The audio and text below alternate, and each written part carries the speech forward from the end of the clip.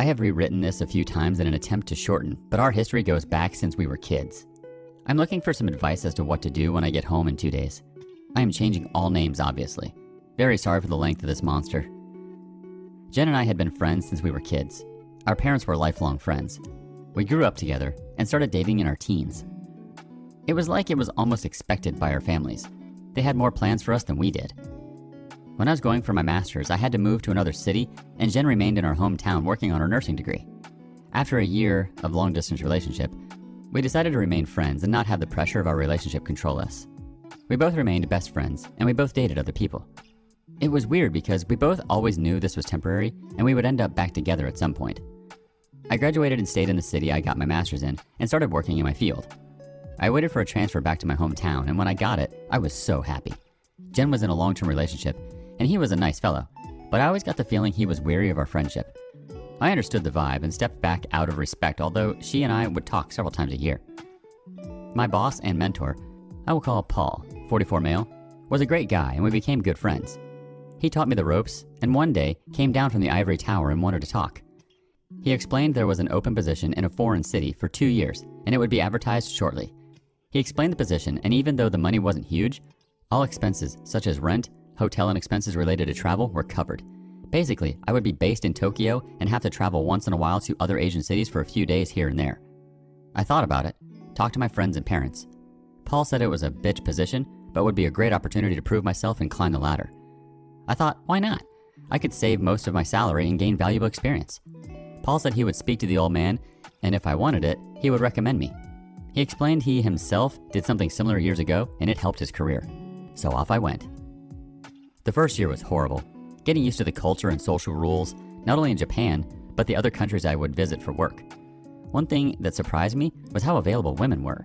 Everywhere I went, they loved foreigners. I got to sample the delights of the Orient. These weren't third world women. Most of them were highly educated. I had many friends with benefits, and clearly told all of them I wasn't interested in long-term or marriage, as I only was staying temporarily. I ended up doing 2 more years. Paul would visit several times a year on vacation or to supervise some work, and I will admit, we had some greasy times in a few cities, i.e. Angeles City in the Philippines, and a few others. Contract was over and I went back home. Put a nice down payment on a house just outside the city. After living in a city of 37 million, I needed some space. I was home for a month, and while visiting my parents, Jen was there. She and the other guy had broken up a year ago, and we started talking more seriously, even though we always had contact over the years. We started dating again. I held off having sex as much as I wanted because I was afraid really of what would happen. I had developed an addiction of having various partners while in Asia, and was trying to control that desire before Jen and I got serious. I mean, everyone including Jen knew I dated, but on social media, there would be infrequent photos of me and different women. My mother called me a whore master a few times, and well, to be truthful, it kinda stung. Now is when things start to fall apart. Jen and I slept together, and for a lack of a better word, she was very surprised. She said I was different and was never like that before. She meant it like I had gained a lot of experience, to put it nicely. She asked me some questions, and I admit I did trickle-truth her. I didn't tell her the exact number, because even if it was divided by 3, it was scary. I had no doubt that I was and could be faithful to her. The seed I had inadvertently put in her mind that night would create some serious issues later. Now, of course, our families were thrilled we were together. It was always supposed to be this way. We were doing great, and after speaking to her parents, I proposed. She moved in, and everything was great. There were some what I thought were some red flags, like asking if I was happy with her. Fast forward to December of 2019. Wedding was planned June of 2020. We all know how 2020 went, don't we? Christmas was great, and close to New Year's, we would have the first D-Day. I was sitting down doing some work on the PC, and Jen and her cousin, Tammy, 32 female, were looking through some wedding stuff. I have also known Tammy since we were kids, and we were cool. Jen asks if we can talk, and Tammy walks into the living room and sits on the sofa. I went to sit at the table to talk to Jen. She starts by saying for me to not interrupt or freak out. She wants to talk about something. She then explains our difference in the bedroom and says she believes I wouldn't be satisfied with her and eventually I would cheat on her, and she didn't want our future children and a relationship to be ruined if I stray. So here I was thinking, great, I'm about to get dumped. Just as I am thinking things can't get worse, I hear the infomercial guy in my head. But wait, there's more. Jen asked me if I was willing to open the relationship so she could gain more experience and it would help her feel less insecure.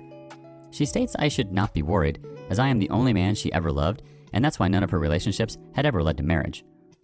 I did agree with her on that point, as I felt the same. Now, of course, I think this is a joke, and she is not serious at all. This really can't be happening, right? Since this was a year and a half ago, I will try my best to recall the main points. She says she will only be with random people and never with someone we know or work with. It won't happen with the same person twice, and no emotional connection. I was like, what the F? When I realized she wasn't joking, I lost my breath. Didn't think it was possible for a heart to skip a beat and jump to the center of my throat. I'm not an angry or violent person, but now I am yelling. I'm starting to understand why Tammy stuck around close by. I yelled, "Tammy, did you put her up to this?" Tammy says she is just there to support Jen. Wow, thanks so much. So then Jen says I am free to do as I wish under the same rules, and I said no. I am so pissed at this point, and even writing this now I am raging. I then said, I don't want one-night stands. I just want one person. She says, who? I looked at Tammy and nodded in the eyes and said, I want to F Tammy. Now I get a rise out of Jen, and Tammy wasn't expecting that, and she is a bit red in the face and now uncomfortable. Jen says no. She is family and someone we both know, and it is gross for me to even suggest it. I am now totally in bizarro world. Where the hell did this come from? We argued back and forth for a bit, and I told her if she does this, the relationship is over. I am totally against this, and I love her, and we can work through everything together, but not this. I stormed off, grabbed my pillow, and went to the guest room. I could hear them downstairs for a bit, but couldn't hear what they were saying. It would have been a hilarious joke if it didn't last for an hour of conversation. I didn't sleep all night, and was a bag of crap at work the next day. Jen started 2 weeks of night shift that day, so at least we wouldn't be home together for that time, and we could both cool down and revisit this later. Dinner would be in the fridge for me every day with an I love you note. She would text frequently, but I kept my answers short.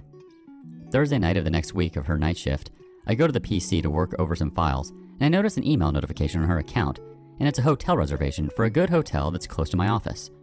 I know it well, as I go often with coworkers. I'm thinking she is supposed to be working, but maybe she wants to apologize and take me for a night out. The next morning, I'm waiting for her text or call to invite, but only asking me how my day was. Then she says she's so happy she only has to work one more night of the night shift. How does she have one more night and a hotel reservation? I was sick, stressing in my office. Started looking through some dating sites, especially profiles with no pics. I can't find anything. Paul pops in and asks me if I want to go for lunch and sees I'm a mess.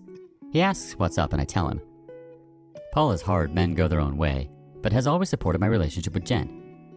He suggests we go get lunch at some hotel restaurant, and I scream, no, not that place. He didn't know that part. We actually go for lunch, and I am sick to my stomach. Can't eat. Don't even want to drink. He says I can't work like this, and I can take as much leave as I can. Paid and unpaid if needed. I told him I can't be there at my house anymore. I can't see her, and a part of me wants to believe it isn't true. I rush home and put as much of my crap in my car as I can and go back to the office. Paul says let's go stake out the hotel and wait for her to check in. I mean, I am no PI or detective. I am more like Inspector Clouseau. I was really resisting this, but I really had to know. So we go set up in the lounge bar, and I start pounding them back and waiting, still hoping this wasn't real. Around 6:30, Paul taps me on the shoulder, and there she is at the front desk, and not in uniform.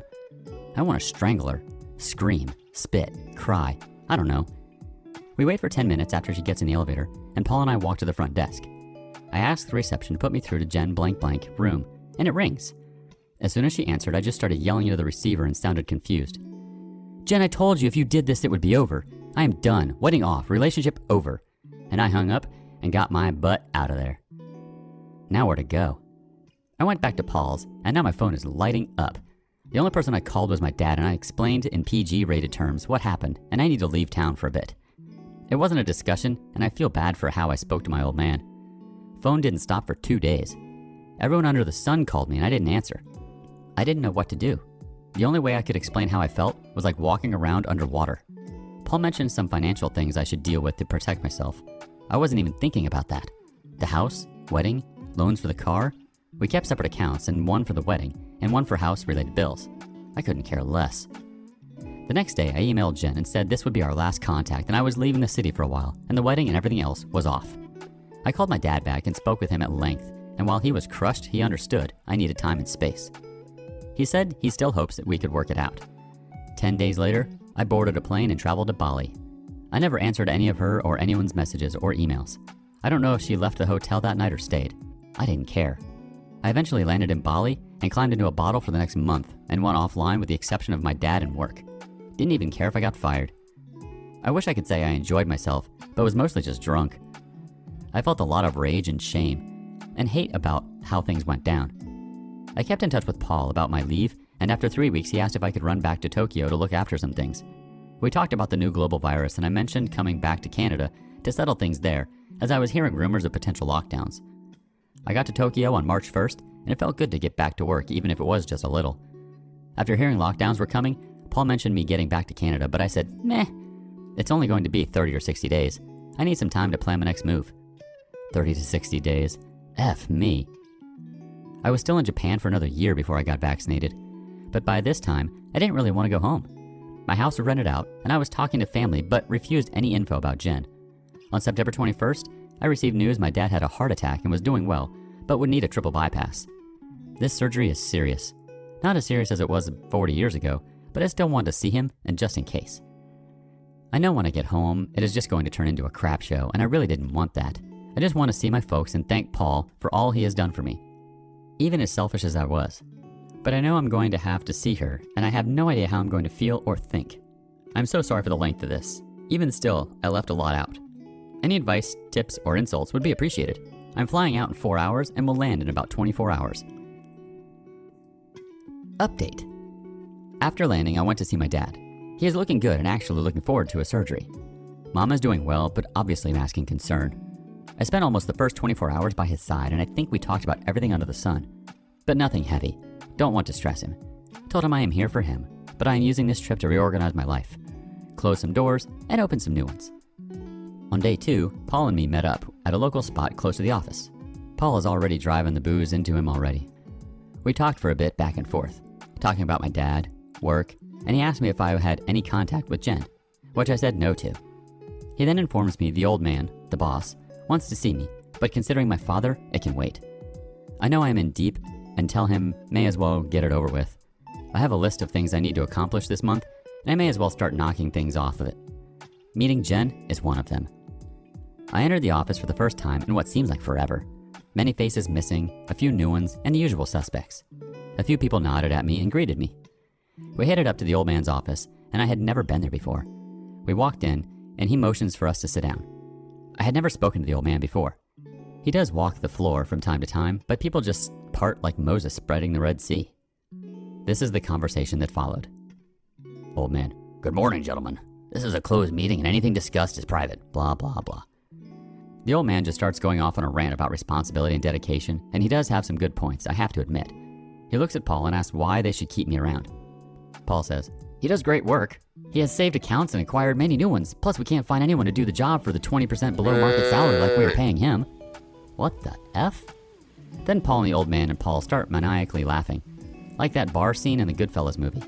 The old man wipes away a tear from his eye and tells Paul that's why he's the best VP he has. I make a good salary, but come on, man. I feel quite slighted. The old man looks at me and leans in. Listen, kid, I know you had some problems with your woman, so let me give you some advice. He says some guy's name he is quoting. I don't know if I'm remembering word for word, but this is the gist of it. God gives women eyebrows, and she plucks them out and draws on new ones. God gives a woman a face, and she paints on a new one over it. God gives her breasts, and she buys a push-up water bra. God gives her a form, and still not satisfied, she buys slim-fitting clothes to change that form. If God himself cannot please her, then how can you? Brother, please don't kill yourself. Well, that kind of blew my mind a bit, I must say. The old man looks at Paul. I can trust you to handle this properly? Your mother will kill me if I have to fire you. So now it kind of hits me. They are effing related. Paul and I walk out, and I look at him and say, 20%, man, really? He puts his arm around me and says, don't worry about that, I got you covered. So am I getting fired or disciplined? No, dumbass, you're getting promoted.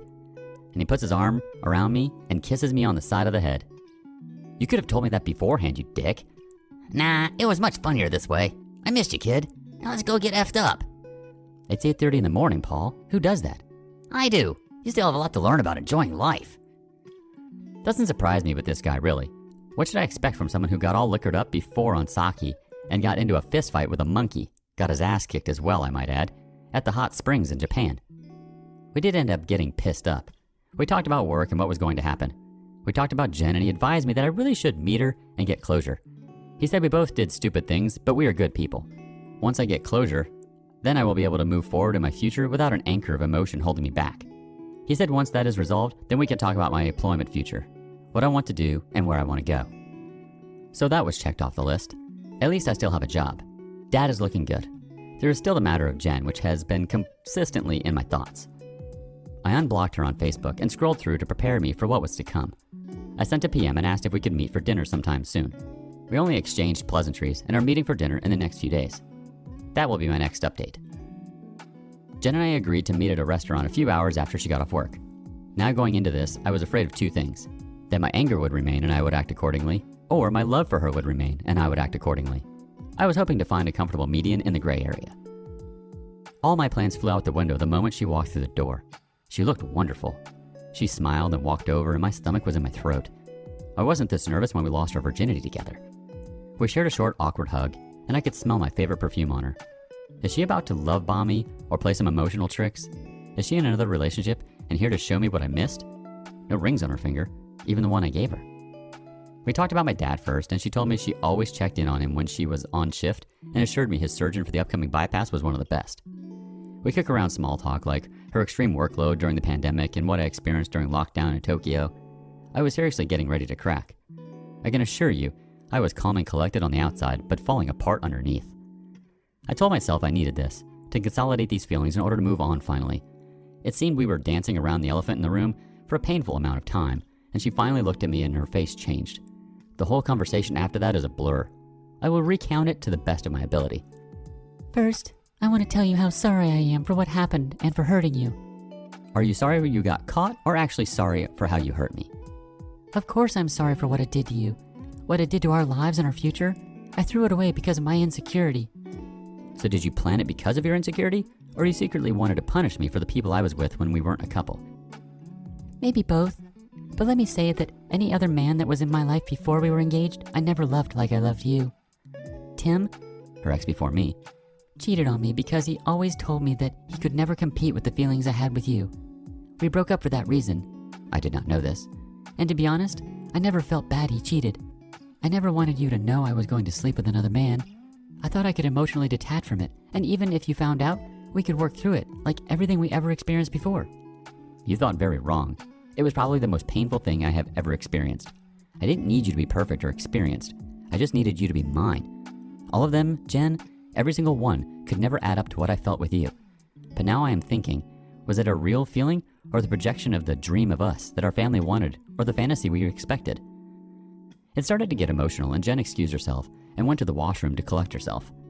We were in a good medium-sized restaurant and only a few tables were occupied.